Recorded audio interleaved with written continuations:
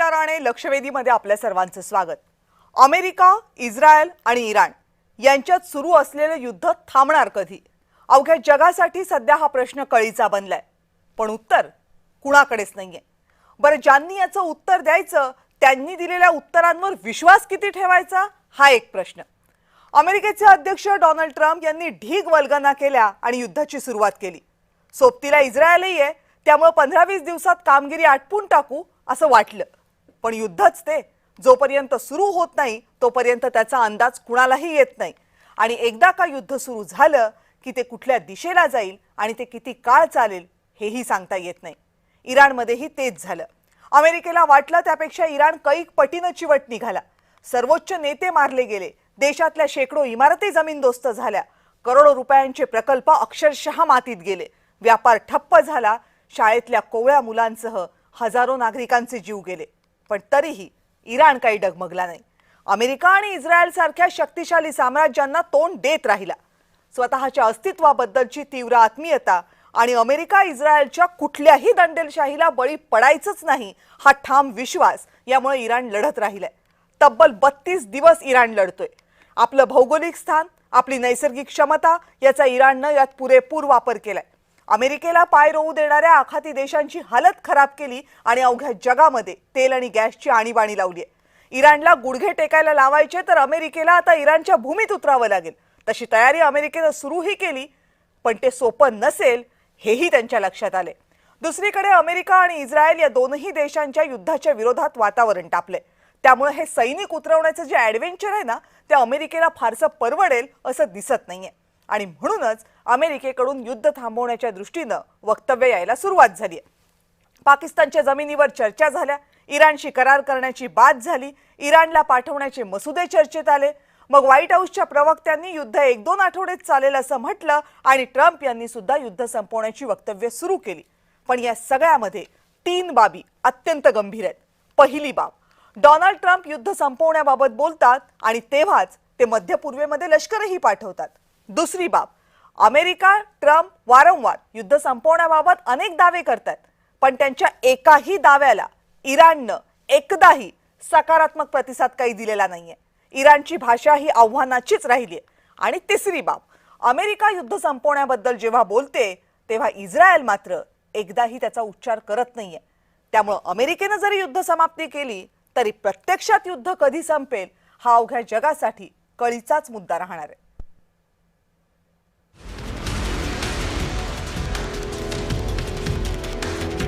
America, Israel आणि Iran यांच्यातलं युद्ध संपण्याच्या मार्गावर आहे। याचे संकेत खुद्द अमेरिकेचे अध्यक्ष डोनाल्ड ट्रम्प यांनी दिले। महत्त्वाचं म्हणजे आधी इराणनं करार करावा अशी अट घालणारे ट्रम्प आता स्वतःच विना करार या युद्धातून माघार घ्यायला तयार झाले। ट्रम्प नेमकं काय म्हणाले तेही बघा। इंधनाचे दर कमी होण्यासाठी मला फक्त इराणमधून माघार घ्यावी लागेल। आम्ही ते लवकरच करणार आहोत, कदाचित 2 आठवड्यांमध्ये। आम्हाला जेव्हा वाटेल की आम्ही इराणला पुन्हा अश्मयुगात ढकलले तेव्हा आम्ही माघार घेऊ। इराणमधलं आमचं उद्दिष्ट पूर्ण होत आलंय, त्यामुळे इराणनं करार नाही केला तरी आम्हाला काहीही फरक पडणार नाही। ट्रम्प यांचं हे विधान म्हणजे अमेरिकेच्या हतबलतेची अप्रत्यक्ष कबुलीच आहे, कारण 32 दिवस भीषण हल्ले करूनही इराण बधत नाहीये। हार मानणं तर दूरच, पण इराणचं नेतृत्व चर्चेलाही बसत नाहीये। उलट आम्ही अमेरिकेला धडा शिकवल्याशिवाय राहणार नाही अशी गर्जना इराण करतोय। तिकडे अमेरिकेत पेट्रोलचे दर $4 प्रति गॅलनच्या पुढे गेलेत, त्यामुळे अमेरिकेत ट्रम्प यांची लोकप्रियता झपाट्यानं घसरतीये। आंतरराष्ट्रीय पटावर एकही बलाढ्य देश अमेरिकेच्या मदतीला आलेला नाही। तुमचं युद्ध तुम्हीच निस्तरा असा सर्व देशांचा सूर दिसतोय, त्यामुळे अमेरिका एकटी पडलीय। आखाती देशांवर इराणनं केलेल्या हल्ल्यांचा परिणाम जगभरात जाणवतोय। फिलिपिन्स सारख्या देशामध्ये ऊर्जेची आणीबाणी जाहीर करावी लागलीय। म्हणूनच ट्रम्प यांनी म्हटल्याप्रमाणे जर खरंच 2 आठवड्यात युद्ध संपलं तर भारतासह अवघ्या जगासाठी तो मोठा दिलासा ठरणार हे नक्की। ब्युरो रिपोर्ट, जय महाराष्ट्र। आणि या सगळ्या संदर्भात बोलण्यासाठी आता माझ्या सोबत आहेत निवृत्त लष्करी अधिकारी lieutenant colonel Satish Dhage. Sir नमस्कार। नमस्कार। आंतरराष्ट्रीय विषयांचे अभ्यासक केदार नाईक आपल्या सोबत आहेत। केदार सर नमस्कार। नमस्कार। आणि आंतरराष्ट्रीय विषयाच्या अभ्यासक शांभवी थिटे सुद्धा आपल्या सोबत आहेत। शांभवी मॅडम नमस्कार। नमस्कार। बरं, सतीश सर, तुमच्यापासून सुरुवात करूयात. खरं तर डोनाल्ड ट्रम्प यांनी गेल्या काही दिवसांमध्ये जी वक्तव्य केलीत त्याचे दोन तुकडे करावे लागतात, म्हणजे दोन भाग करावे लागतात. एक या बाजूला ठेवायचा आणि एक या बाजूला ठेवायचा आणि मग जोड्या जुळवायच्या, कारण ते प्रत्येक विरोधाभासी वक्तव्य एका वक्तव्याला येतं. त्यामुळे आता विश्वास कशावर ठेवायचा हा प्रश्न आहे. पण एकूण गेल्या 32 दिवसांमधली परिस्थिती आणि आता ज्या पॉइंटवर हे युद्ध येऊन ठेपलेलं आहे ते पाहता, जे अमेरिका वारंवार आता म्हणते की 1-2 आठवड्यामध्ये आम्ही बाहेर पडू किंवा 1-2 आठवड्यामध्ये हे युद्ध संपवू, तर ते खरंच संपण्याची चिन्ह दिसत आहेत का? नक्कीच डॉक्टर कविता, पहिले फक्त काही सेंटेन्सेस तुम्ही जे सांगितलं की डोनाल्ड ट्रम्प यांच्या विधानाला शब्दशः आपण कधी त्या ठिकाणी सिरियसली घेऊ नये, पण त्यातला मतितार्थ हा आपण त्या ठिकाणी लक्षात घ्यावा, पहिली गोष्ट. दुसरी गोष्ट, आंतरराष्ट्रीय संबंधांमध्ये एक कन्सेप्ट आहे ज्याला आपण म्हणतो मॅडमॅन थिअरी. माझ्या मते डोनाल्ड ट्रम्प अशा प्रकारचे जे कन्फ्युजिंग, डेंजरसली कन्फ्युजिंग स्टेटमेंट त्या ठिकाणी करतात, त्यामागे सुद्धा स्ट्रॅटेजी असावी, असा जो आहे कयास बऱ्याच लोकांकडून त्या ठिकाणी बांधला जातो आणि त्यालाच मॅडमॅन थिअरी आपण म्हणतो. म्हणजेच अशा प्रकारची विधानं करायची, अशा प्रकारचं सिरियस अनप्रेडिक्टॅबिलिटी की हा व्यक्ती जो आहे कुठल्याही स्तराला जाऊ शकतो, अशा प्रकारची तुमची इमेज त्या ठिकाणी क्रिएट झाली आणि तुमच्याविषयी अशा प्रकारची अनप्रेडिक्टॅबिलिटी क्रिएट झाली की इव्हन तुमचं दुश्मन राष्ट्र सुद्धा जे आहे काहीही करू शकतो या भीतीनं निगोशिएशन टेबलवर येईल आणि त्याच्या माध्यमातून तुम्हाला जे साध्य करायचं ते तुम्ही साध्य कराल. यालाच मॅडमॅन थिअरी म्हणतो. रिचर्ड निक्सननं ते त्या ठिकाणी केलं असेल क्युबा विरुद्धच्या युद्धामध्ये, किंवा आता डोनाल्ड ट्रम्प त्या ठिकाणी करतो. आता येऊ आपण विधानाकडे. विधानं काहीही जरी त्या ठिकाणी केली तरी आज घडीला अशा प्रकारची परिस्थिती निर्माण झालेली आहे की Donald Trump is desperate to exit from this particular war. इथून कसंही जे आहे त्यांना त्या ठिकाणी बाहेर पडायचंय. आपल्याला माहित आहे की आंतरिक स्तरावर कशा प्रकारचा जबरदस्त दबाव त्या ठिकाणी पडतोय. आतापर्यंतच्या अमेरिकेच्या इतिहासामध्ये झालं नसेल असा साधारणतः 1.25 वर्षाच्या प्रेसिडेन्सी पिरियडमध्ये अत्यंत कमी अप्रुव्हल रेटिंग असणारा प्रेसिडेंट म्हणजे डोनाल्ड ट्रम्प. म्हणजे रिचर्ड निक्सनला सुद्धा त्याने जे आहे अशा प्रकारे मागं पाडलेलं आहे आणि सर्वात वाईट प्रेसिडेंट अशा प्रकारची त्याची इमेज क्रिएट होतीये. माझ्या मते राजकारण्यासाठी त्याचा श्वास सगळ्यात महत्वाची गोष्ट असते निवडणुका आणि त्यातून मिळणारी सत्ता. मध्यावधी निवडणुकामध्ये रिपब्लिकन पार्टीचे जर या अँगलनं बुरे हाल होणार असतील तर ते डोनाल्ड ट्रम्पला परवडणार नाही. म्हणून आंतरिक दबाव या युद्धातून बाहेर पडण्याचं तर आहेच आहे आणि आपल्याला माहिती की एक्सटर्नल फॅक्टर्स सुद्धा कशा प्रकारे त्या ठिकाणी काम करतायत. अर्थव्यवस्थेला किती जबरदस्त फटका बसतोय. म्हणून अमेरिका यातून बाहेर निघणार हे होतच. आणि म्हणजे मागच्या ऑलमोस्ट 5 आठवडे जे आहे आपली चर्चा होतीये. सुरुवातीला मीच त्या ठिकाणी होतो. तुम्ही स्पेसिफिकली प्रश्न विचारला होता की हे युद्ध कधी संपेल. माझ्यासारखी आणखीनही काही जिओ पॉलिटिकल अनालिस्ट होते जे म्हणत होते साधारणतः 10 ते 12 दिवसांमध्ये हे युद्ध त्या ठिकाणी संपेल. 10 ते 12 दिवसामध्ये काही संपलं नाही, पण त्याच्यानंतर काही दिवसानंतरचे इंडिकेशन्स त्याच प्रकारे येत होते. डोनाल्ड ट्रम्प ज्या प्रकारे प्रोजेक्ट करत होते की जे आहे आम्ही हे युद्ध जिंकलेलं आहे आणि कुठल्याही क्षणाला हे युद्ध त्या ठिकाणी संपेल. पण माझ्या मते IRGCनं जी खमकी भूमिका घेतली, एक प्रकारे हार्ड लाईन अशा प्रकारचा स्टान्स घेतला, त्यामुळे माझ्या मते तिथे कुठेतरी जे आहे खरोखरच युद्ध समाप्ती विषयीच्या ज्या काही शक्यता होत्या त्या मावळल्या. आणि आज घडीला अशी परिस्थिती निर्माण झालेली की America is desperate to come out. इराणला सुद्धा या युद्धातून बाहेर निघायचंय. पण मुळातच जो मूळ मुद्दा त्या ठिकाणी आहे हाच डोनाल्ड ट्रम्प होता ज्यानं 2018 मध्ये JCPO, ज्याला आपण थोडक्यात न्यूक्लिअर डील म्हणतो, 2015च्या त्या joint comprehensive plan of action मधून तडकाफडकी बाहेर निघायचा निर्णय. हाच डोनाल्ड ट्रम्प होता ज्याने 2025च्या जून 2025च्या युद्धानंतर 12 दिवसाच्या युद्धानंतर 9 महिन्यातच असा हल्ला केला.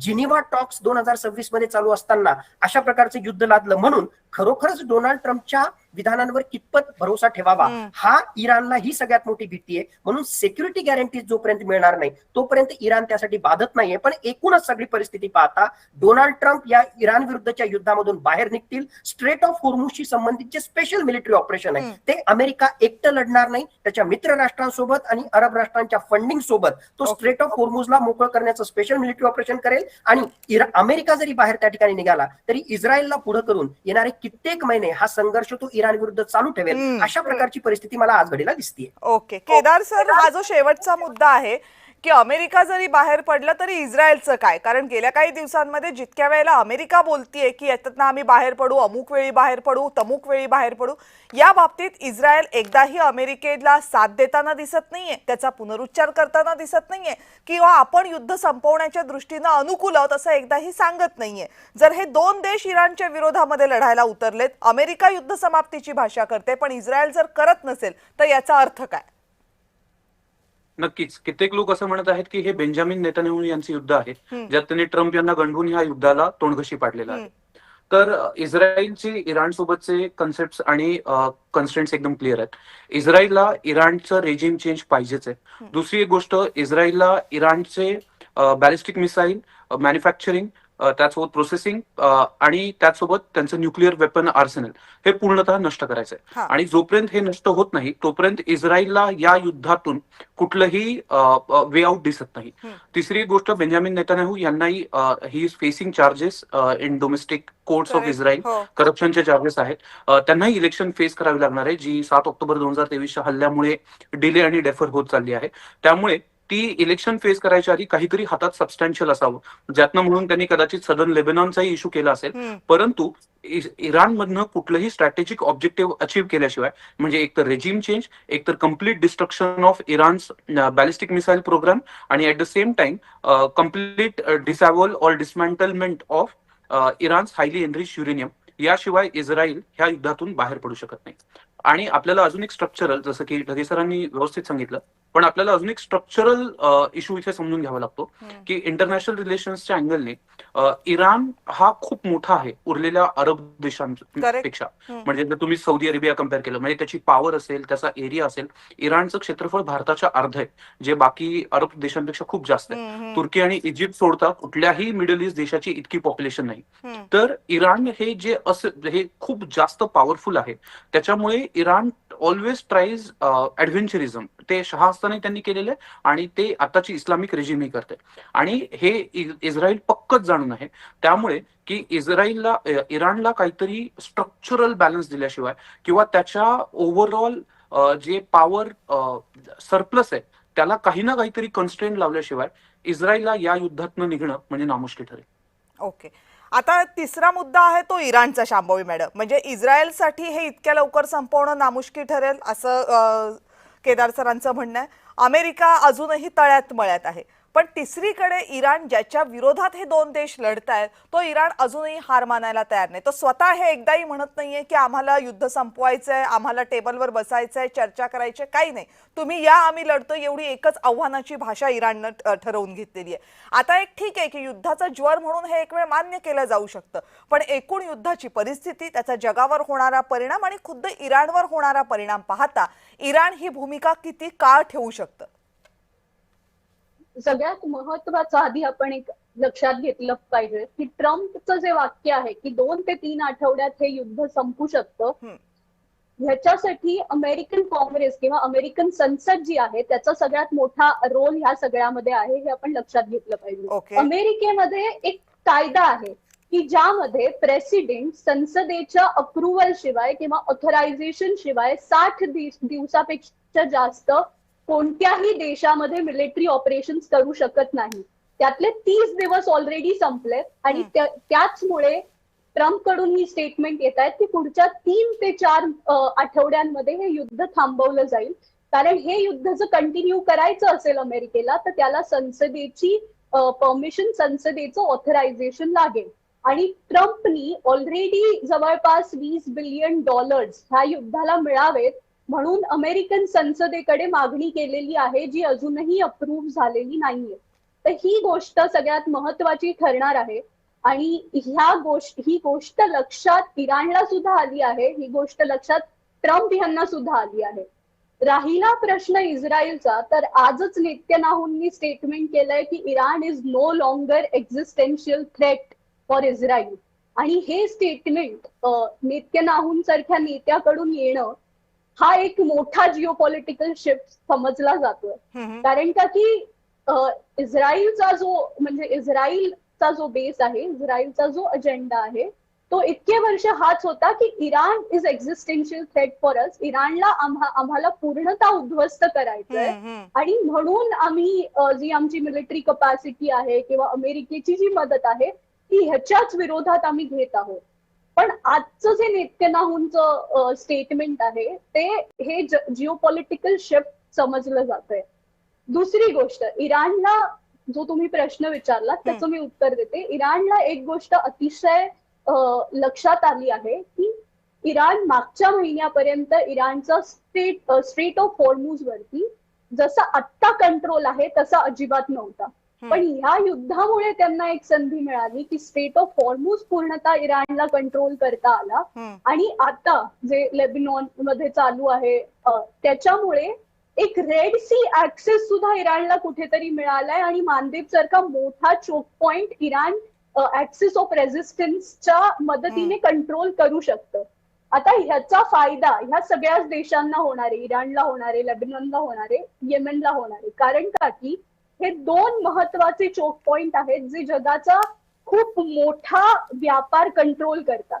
आणि ह्या चोक पॉइंट वरती पूर्णतः इराण आणि ऍक्सिस ऑफ रेझिस्टन्सची जर कंट्रोल असेल तर ते सहज आपल्या देशाची आर्थिक घडी बसवू शकतात याची कुठे ना कुठेतरी त्यांना कल्पना आहे.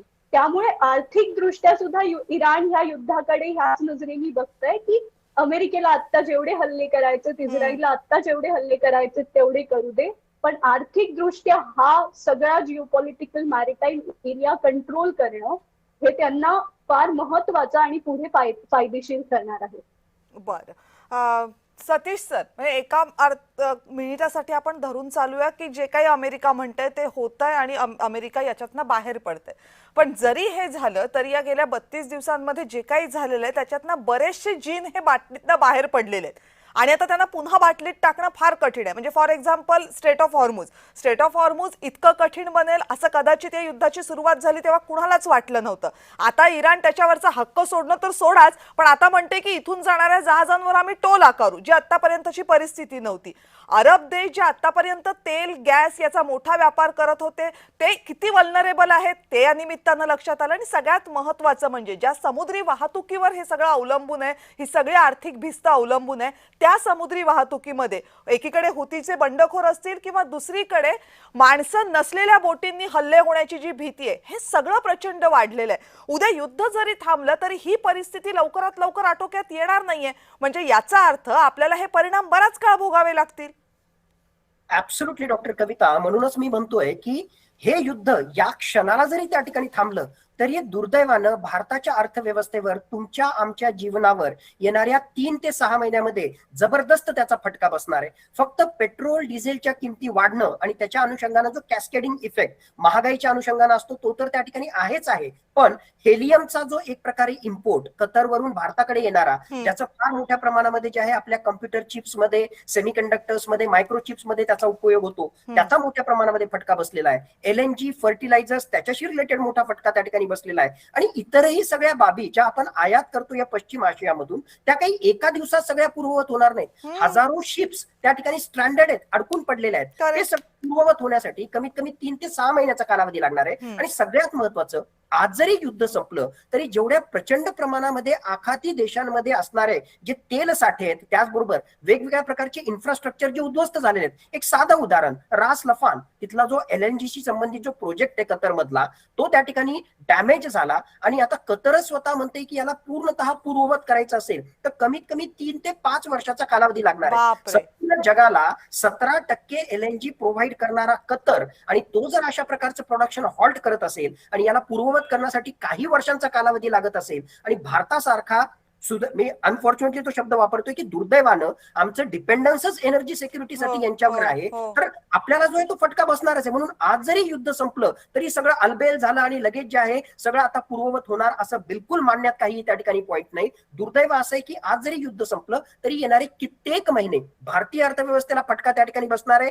प्रत्येक सामान्य व्यक्तीला महागाईचा सामना करावा लागणार आहे आणि प्रत्येक सेक्टर, हे फक्त पेट्रोल डिझेल पुरतं डिस्कशन सोडून द्या, आपलं ऍग्रिकल्चर सेक्टर असेल, फर्टिलायझरच्या पॉईंट ऑफ व्ह्यूनं वेगवेगळ्या प्रकारच्या खाद्यपदार्थांची किंवा ऍग्रिकल्चर प्रोडक्ट्सच्या एक्सपोर्ट इम्पोर्ट त्या ठिकाणी असेल, MSME आपले जे मायक्रो स्मॉल मीडियम एंटरप्राइजेस या ज्या कंपन्या आहेत त्याच्याशी संबंधित जी एक्सपोर्ट इम्पोर्ट आहे तो अफेक्ट त्या ठिकाणी त्याच्यात असेल, बासमती राईस असेल, आणि सर्व्हिसेस सेक्टरवर सुद्धा एकूणच डिजिटल कम्युनिकेशनवर ज्या प्रकारे इम्पॅक्ट होतोय, फार मोठा जो आहे विपरीत परिणाम जगाच्या अर्थव्यवस्थेवर होणार आहे आणि भारतावर सुद्धा होणार आहे. म्हणूनच हे युद्ध भयानक आहे. म्हणूनच हजारो किलोमीटर दूर असणाऱ्या युद्धामध्ये प्रत्यक्षरित्या जरी आपला त्या ठिकाणी संबंध नसला तरी एक तासागणिक तिथे ज्या घटना त्या ठिकाणी घडतायत त्याचा खूप मोठा इम्पॅक्ट आपल्यावर होणार आहे. म्हणून लोकल टू ग्लोबल आपण ज्याला म्हणतो, ग्लोबलवर होणारे हे इम्पॅक्ट लोकलवर किती मोठ्या प्रमाणावर आपल्याला बाधित करते हे येणाऱ्या काही महिन्यांमध्ये हायपर आपल्याला ग्लोबल येईल. जेव्हा जग होतं त्यावेळेस हे परिणाम खूप जास्त जाणवतात आणि कदाचित आधुनिक काळामध्ये आधुनिक जगामध्ये एवढी मोठी किंमत कुणीच, म्हणजे काल युरोपियन युनियनच्या ऊर्जा संबंधित अधिकाऱ्यांनी सांगितलं की एका महिन्यामध्ये युरोपियन युनियनचा ईयूचा 14 बिलियन युरोज इतका खर्च त्यांचा वाढलेला आहे आणि हा खर्च आता शेवटी वसूल कशातनं करणार. त्यामुळे सर्वसामान्यांना याची झळ भोगावी लागणार आणि ती काय फक्त काही देशांपुरती नाहीये, अख्ख्या जगाला भोगावी लागणार हे खरं आहे.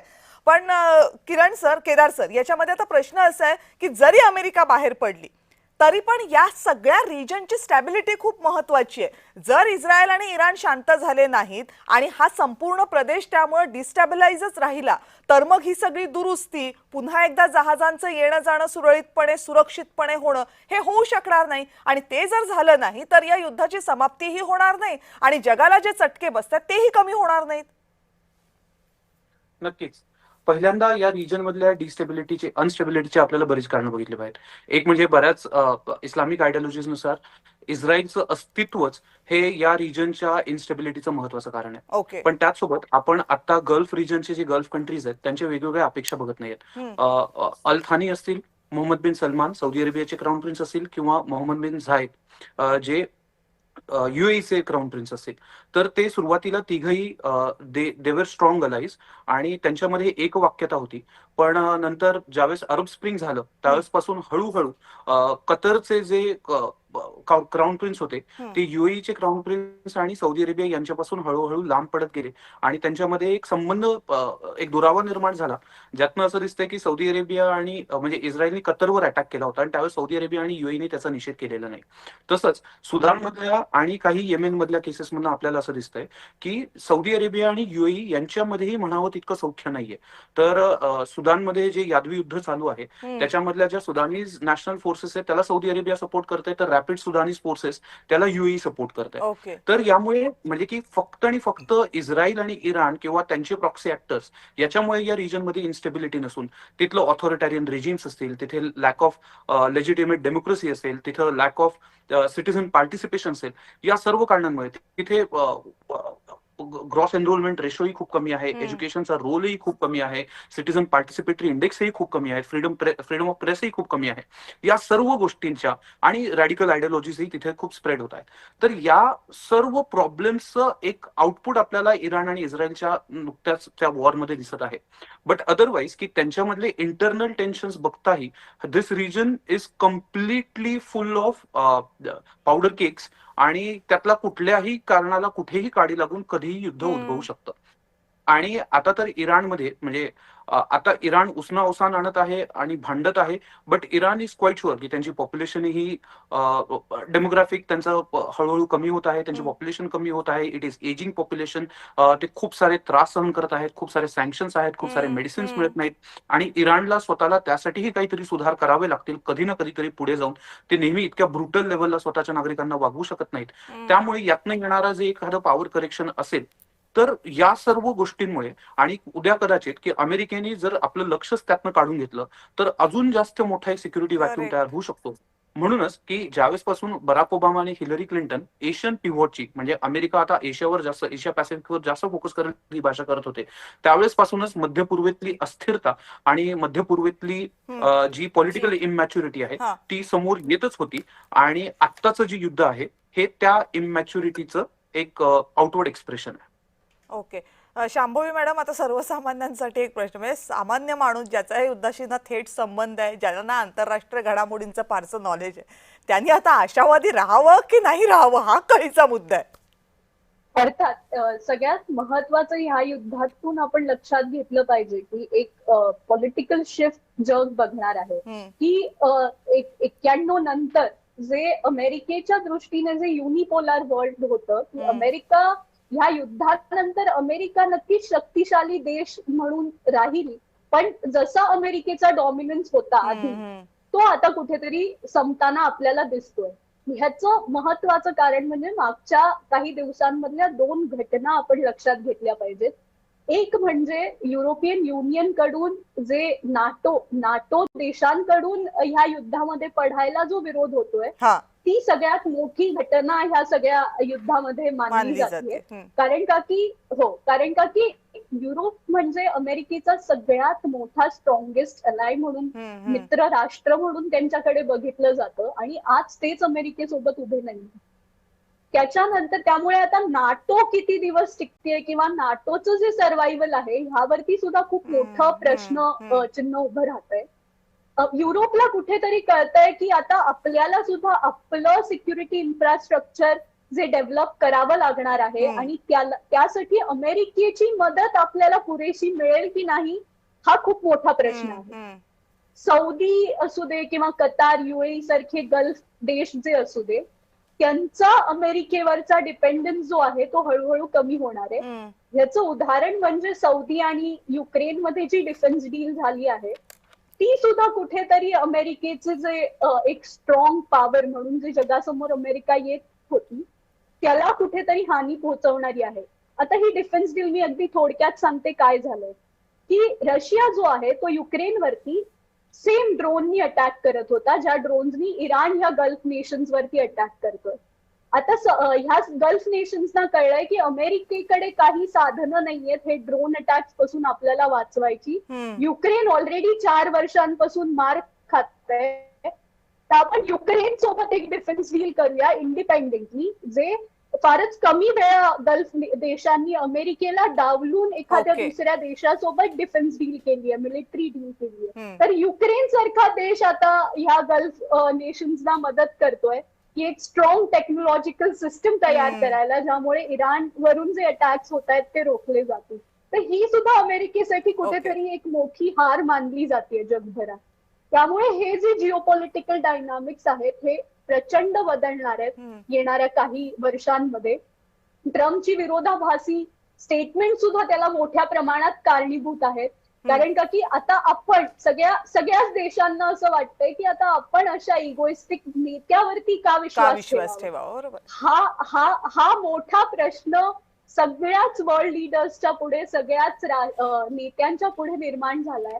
आणि स्ट्रॅटेजिकली ट्रम्प एक अतिशय कमजोर नेता म्हणून जगासमोर आलाय. म्हणजे अमेरिका स्ट्रॅटेजिकली एवढी कुठेच हरली नव्हती. आणि म्हणजे 1945 नंतरचं जर जग आपण पाहिलं दुसऱ्या युद्धानंतरचं तर जवळपास 100 पेक्षा पण काही जास्त, 100 पेक्षा पण मोठ्या संख्येनं युद्ध या जगानं बघितलेले आहेत. पण या 3 देशांच्या युद्धांना अवघ्या जगाची जी घुसळण केलेली आहे ती 1945 नंतर कदाचितच झाली असावी कुठल्या एखाद्या घटनेनं की या जगातला प्रत्येक देश त्यामुळे बाधित झालेला आहे. आणि तुम्ही जसं सगळ्यांनी सांगितलं की ते काही फक्त पेट्रोल आणि गॅसच्या किमती वाढल्यामुळे झालेलं नाहीये, ती फक्त आर्थिक घुसळण झालेली नाहीये.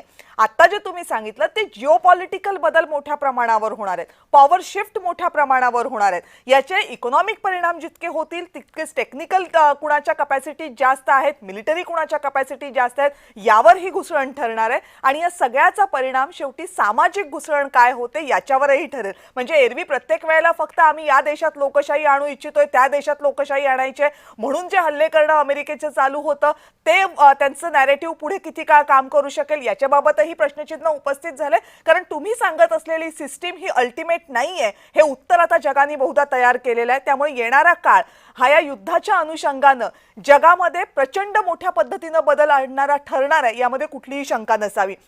आजच्या चर्चेमध्ये तुम्ही सगळेजण सहभागी झालात आणि खूप महत्त्वाच्या आणि मूलभूत प्रश्नांवर या निमित्तानं चर्चा झाली. मी तुमच्या सगळ्यांचे मनापासून आभार मानते. या चर्चेमध्ये आता वेळ झाली इथेच थांबण्याची. पाहत रहा जय महाराष्ट्र.